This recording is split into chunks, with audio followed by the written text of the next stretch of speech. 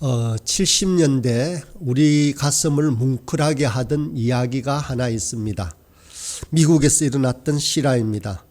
사건은 뉴욕에서 출발하여 플로리다로 향하여 가는 버스 안에서 있었던 사건입니다. 대부분 플로리다 해변으로 휴가를 떠나는 중이라 대부분의 사람들은 형에 겨워 있었습니다. 그런데 유독 한 사람만이 침울한 표정으로 음식도 입에 대지 않고 가만히 앉아 있었습니다. 이 사람의 이름은 빙고라는 사람이었습니다. 곁에 있는 사람들이 궁금해서 이 사내에게 말을 걸었습니다. 이 빙고라는 사내는 지난 4년 동안 뉴욕 형무소에 수감되어 있다가 이제 막 가석방이 되어 집으로 돌아가던 길이었습니다. 원래 이 사내에게는 아내와 3 자녀가 있었더랬습니다. 그러나 자신이 죄를 짓고 감옥에 갇히자 더 이상 가족에게는 도움이 될 것 같지 않아서 자기 부인에게 나를 잊어라, 재혼해도 좋고 더 이상 답장을 하지 않아도 좋다라고 편지를 썼습니다. 이 편지 이후로는 서로 소식도 없이 3년 반의 세월이 흘렀습니다. 가석방 결정 소식을 듣자 이 사내는 일말의 희망을 가지고 다시 자기 아내에게 편지를 썼습니다. 자기를 용서하여 받아준다면 마을 어귀에 있는 한 그루의 크다란 참나무에 노란 손수건을 걸어놓아라. 만약 노란 손수건이 걸려있지 않으면 자기를 받아들이지 않는 것으로 알고 버스에서 내리지 않고 그냥 사라지겠다라는 내용입니다. 이것이 유명한 노란 손수건이라는 이야기입니다. 이 말을 곁에서 듣고 있던 승객들은 마치 자신의 일인 양 흥분이 되었습니다. 과연 그 여자는 이 사내를 받아줄 것인가? 버스가 점점 마을에 가까워지기 시작합니다. 20마일, 10마일, 5마일, 승객들은 긴장이 되어 침을 삼켰습니다. 마을 어귀에 다다랐을 때 승객들이 환호성을 지르며 얼싸안고 춤을 추었습니다. 수백 장의 노란 손수건이 온통 나무를 물들인 채 물결치고 있었던 것입니다. 이야기는 이렇게 마칩니다. 오늘 본문의 비유 탕자와 아버지의 만남은 이 노란 손수건이 헛날리는 재회 장면과 거의 유사하다고 할 수 있습니다. 모든 재산을 허랑방탕하게 탕진하고 돌아오는 아들을 맞이하는 아버지의 모습을 한번 상상해 보십시오. 20절의 말씀입니다. 아직도 거리가 먼데 아버지가 그를 보고 척연히 여겨 달려가 목을 안고 입을 맞추니라고 합니다. 멀리 떨어져 있음에도 불구하고 아버지는 자식을 알아보았습니다. 아버지는 먼 거리임에도 불구하고 그 아들의 표정과 형편이 어떠한지를 순식간에 읽어보았습니다. 성경에서는 그를 보고 척연히 여겼다라고 말하고 있습니다. 사실 아버지는 눈으로 본 것이 아니라 마음으로 보았습니다. 부모의 마음이 그렇습니다. 보아서 아는 것이 아니라 느낌으로 압니다. 자식이 건너방 제 방에 문을 닫고 있다라고 할지라도 느낌으로 아는 것이 부모입니다. 온통 신경이 자식에게 향해 있기 때문입니다. 사실 둘째 아들이 집을 나간 이후로 아버지의 모든 신경은 둘째 아들을 향해서 있었습니다. 이제나 저제나 아들이 돌아올까 동구방만 바라보고 있었습니다. 그러다 먼 발치에서 아들의 그림자가 비치자 대번에 알아본 것입니다. 아들을 알아보고는 아버지는 달려갔습니다. 달려가서는 목을 끌어안고 연신 입을 맞추었습니다. 그러고는 종들을 시켜 제일 좋은 옷을 꺼내어 아들에게 입혔습니다. 손에는 반지를 끼우고 발에 신을 신겼습니다. 그 즉시로 살찐 송아지를 끌어내어 잡고 잔치를 벌였습니다. 그렇다면 이 아들이 좋은 대학에 들어갔거나 높은 자리에 올라가서 이렇게 환대하는 것입니까? 그렇지 않습니다.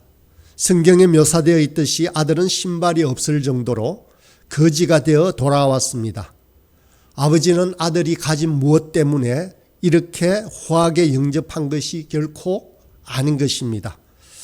자기 아들이기 때문에, 그것도 밖에서 심하게 고생하고 돌아온 아들이기 때문에 그랬습니다. 우리가 죽어 천국에 갔을 때 주님께서 가장 환영할 사람은 누구이겠습니까? 이 세상에 살면서 환난과 핍박을 받은 사람들이 아니겠습니까? 그들이 오면 우리 주님께서는 벗은발로 뛰쳐 나갈 것입니다. 부모의 마음이 그렇지 않습니까? 애통해하며 눈물 흘리는 자식이 먼저 생각이 납니다. 힘들어 고생하며 사는 자식이 가장 눈에 밟히는 것입니다. 주님이 날마다 하시는 일은 잘나고 잘 사는 아들이 아니라 못나고 못 사는 아들을 찾는 일입니다. 우리가 못나고 실수하고 연약할수록 우리는 역설적으로 그 어느 때보다 하나님 사랑 가까이에 있다라고 생각할 수 있습니다. 우리 스스로 죄인이라고 느끼면 느낄수록 우리는 구원받을 조건에 더 가까워집니다. 심령이 가난한 자는 복이 있습니다. 천국이 저희 것이기 때문입니다.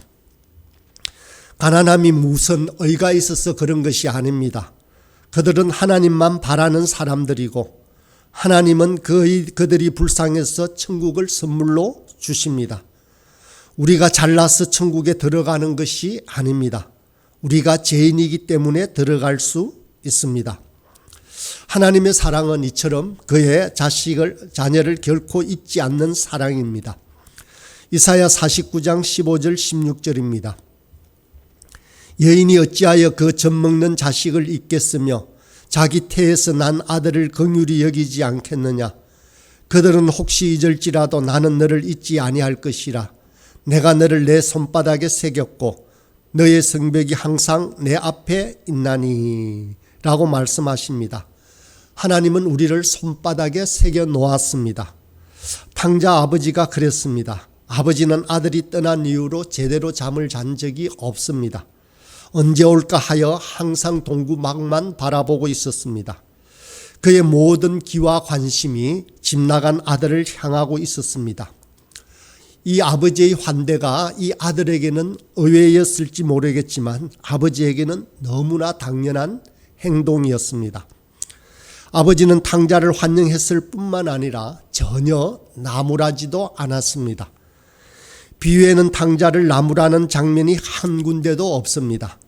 둘째 아들은 아버지의 만류에도 불구하고 자기 몫의 재산을 가지고 떠났습니다. 아버지의 마음은 어떠했겠습니까? 자기가 평생 모은 재산의 일부를 가지고 떠나는데 화가 나지 않았겠습니까? 속상하지 않았겠습니까? 그런데 그때 아버지의 반응이나 심정은 전혀 언급되고 있지 않습니다.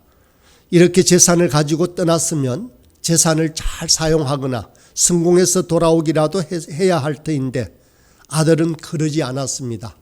허랑방탕하게 모두 탕진하고 말았습니다. 30절에 보면 맏아들의 말에 의하면 창녀와 함께 다 썼다라고 합니다. 그런 아들이 돌아왔을 때 아버지는 왜 책망의 말을 한마디도 안 했을까요? 일단 첫날이니까 그렇다라고 칩시다. 그러면 다음 날에라도 책임을 추궁해야 할 것입니다. 그런데 아버지는 전혀 그런 기미가 보이지 않습니다. 혹시 이렇게 생각할 수도 있습니다. 아들의 잘못을 일일이 따지기보다 침묵으로 나가는 것이 더 무서운 형벌이 될 수 있을 것이다 라고 생각할 수도 있습니다. 우리 모두 한 번쯤은 경험해 보았을 것입니다. 큰 잘못을 했을 때 나무라기는커녕 아무 책망이 없을 때 더 불안한 법입니다. 그러나 이 아버지는 침묵으로 둘째를 나무라고 있는 것도 결코 아닙니다. 24절의 말씀에 이렇게 말씀합니다. 이 내 아들은 죽었다가 다시 살아났으며 내가 잃었다가 다시 얻었노라. 아버지는 오직 아들이 왔다는 기쁨만으로 충만해 있습니다. 주님은 이 비유를 통해서 우리 하나님 아버지가 어떤 분이신지를 보여주고 계십니다. 하나님은 우리가 그렇듯이 우리의 잘못을 일일이 따지는 분이 결코 아니십니다. 힘들었지 하며 우리를 품에 덥석 안아주시는 분이십니다. 주님이 베드로에게 말씀하시길 형제에게 잘못했을 때 70번씩 7번 곧 490번이라고 용서하라고 하셨는데 바로 주님이 우리 잘못에 대해서 490번이라도 용서해 주시는 분이십니다. 하나님의 마음은 마치 바다와도 같습니다. 바다는 강물을 통해 온갖 더럽고 추한 것들을 받았어. 그 바다는 마다하지 않고 그 넓은 품으로 다 받아줍니다. 모든 것을 받아준다 하여서 어떤 사람은 그 이름이 바다가 되었다고 합니다. 그런데 놀라운 것은 바다와 같이 한없이 용서하고 용납하는 사랑이 우리를 살리는 것입니다. 탕자를 변화시켰던 것은 모든 것을 품고 책망하지 않았던 바로 이 아버지의 사랑입니다. 바다는 가장 낮은 곳에 있습니다. 우리 예수님의 사랑이 그렇습니다. 예수님은 가장 낮은 곳에 계시면서 우리의 모든 어리석음과 실수와 잘못들을 그저 말없이 받아주셨습니다. 예수님이 이렇게 우리의 모든 허물을 다 받으셨기 때문에 우리가 살 수 있습니다. 골고다의 십자가는 바로 가장 낮은 곳에 있습니다. 온 인류의 죄악을 예수님은 바다 같은 넓은 사랑으로 다 받고 계시는 것입니다. 탕자는 우리 인간의 계산으로 한다면 도무지 용서받을 수 없는 사람이었습니다. 그러나 그에게는 무한정 사랑으로 기다리고 계시는 아버지가 계셨습니다. 모든 것을 받아주는 사랑 덕분에 탕자는 또 한 번 인생을 새롭게 시작할 수 있게 되었습니다. 그러면 탕자가 이런 과정을 통해서 배운 교훈은 무엇이겠습니까? 그것은 바로 무엇보다도 아버지를 떠나서는 결코 살 수 없다는 교훈이었습니다. 둘째 아들의 잘못은 원래 무엇이겠습니까? 그것은 바로 아버지 없이도 살 수 있다는 그의 교만함이었습니다. 그런 점에서 본다면 이 탕자의 이야기는 온 인류의 이야기라고 할 수 있습니다. 탕자는 아버지 집을 벗어나고 싶어 했던 소망을 가지고 있었습니다. 이것은 에덴 동산에서 아담과 하와가 꿈을 꾸고 시도했던 소망이었습니다. 아담과 하와는 하나님 밑에 있기를 거부하고 선악과를 따먹음으로 자신들의 독립의 길로 떠났습니다. 탕자가 모든 재산을 정리하고 타국으로 떠나듯 인간은 하나님을 벗어나서 인간만의 제국을 그렇게 건설하려고 했습니다. 그러면 그 소망대로 자유와 독립이 이루어졌습니까? 결코 아닙니다. 정반대의 일입니다. 16절 말씀에 보면 그가 돼지 먹는 지엄 열매로 배를 채우고자 하되 주는 자가 없는지라라고 했습니다. 이들은 자유를 얻기는커녕 오히려 돼지보다도 더 못한 신세가 되고 말았습니다.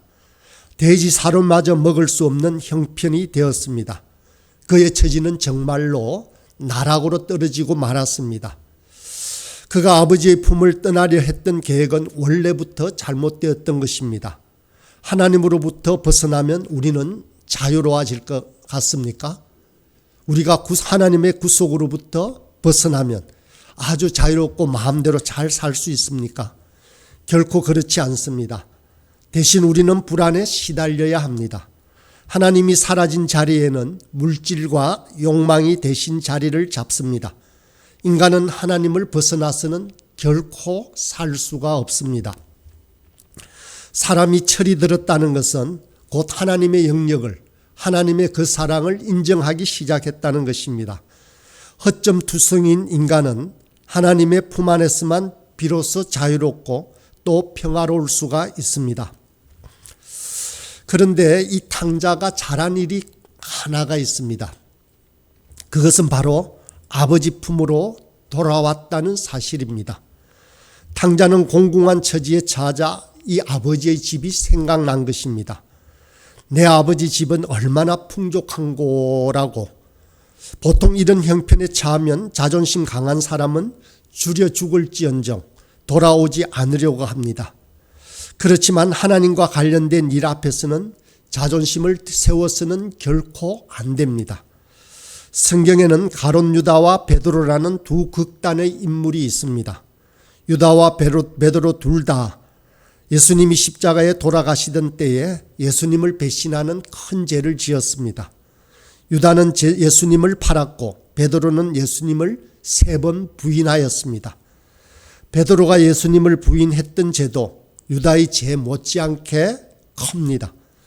초대교회에서는 배교를 곧 불신앙으로 취급했고 한번 배교한 자는 교회 공동체 안에 다시 들어올 수가 없었습니다. 그러나 이들 인생을 결정적으로 갈라지게 했던 것은 배신 이후의 그들의 태도였습니다. 유다는 자신의 양심의 가책을 못 이기고 자살의 길을 선택했습니다. 반면에 베드로는 주님 앞으로 다시 돌아왔습니다. 내가 주님을 사랑합니다라는 3번의 사랑 고백을 통해서 용서를 받았습니다. 무엇이 이런 차이를 만들어내었습니까? 한 사람은 주님께 돌아왔고 다른 한 사람은 그렇지 않다는 사실에 있습니다. 유다가 회개하고 만약 돌아왔다면 우리 주님 그 또한 넓은 품으로 맞아 주셨을 것입니다. 하나님 앞에서는 알량한 자존감을 세우지 말아야 합니다.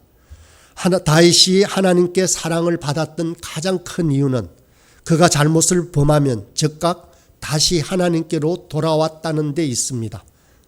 인간은 누구나 실수할 수 있습니다. 그렇지만 중요한 것은 그 이후입니다.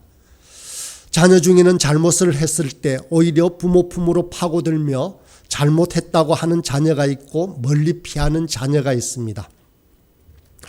여러분은 어떻습니까?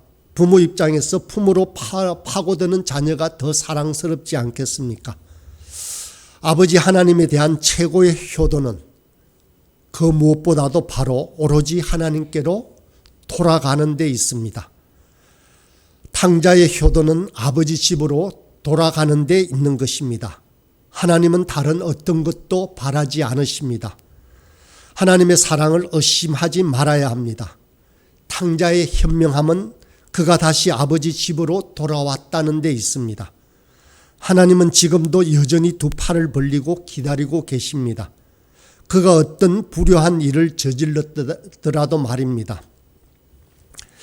오늘의 삶 속에서도 순간순간 주님께 돌아가며 주님과 동행하는 저와 여러분의 삶이 되길 간절히 소망합니다.